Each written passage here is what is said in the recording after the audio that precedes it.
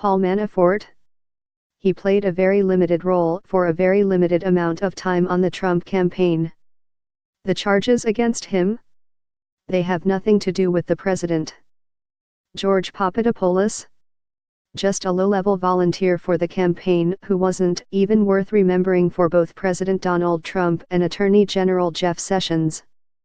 These were credulity-straining defenses offered by the White House in the face of charges against Manafort and Papadopoulos. But they're not going to work now that former White House National Security Advisor Michael Flynn has pleaded guilty to lying to the FBI.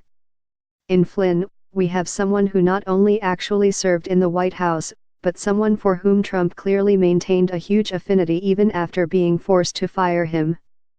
Trump has reportedly rued the day that Flynn forced himself out by misrepresenting his contacts with then Russian Ambassador Sergei Kislyak, contacts which are at the heart of his guilty plea, and even sought leniency for Flynn from then FBI Director James Comey.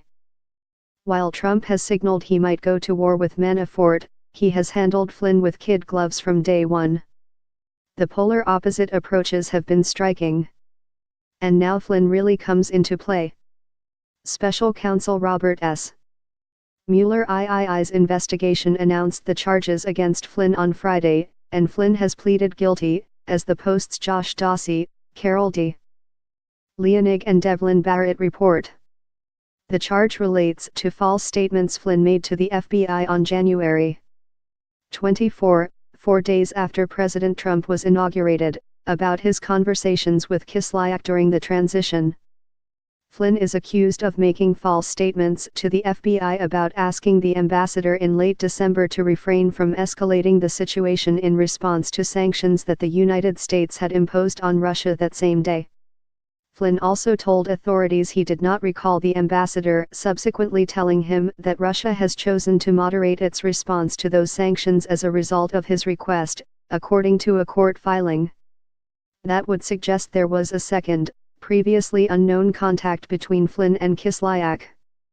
Former National Security Advisor Michael Flynn pleaded guilty Friday to lying to the FBI about his contacts with Russian Ambassador Sergei Kislyak and, in an ominous sign for the White House, said he is cooperating in the ongoing probe of possible coordination between the Trump campaign and the former National Security Advisor Michael Flynn pleaded guilty Friday to lying to the FBI about his contacts with Russian Ambassador Sergei Kislyak and, in an ominous sign for the White House, said he is cooperating in the ongoing probe of possible coordination between the Trump campaign and the.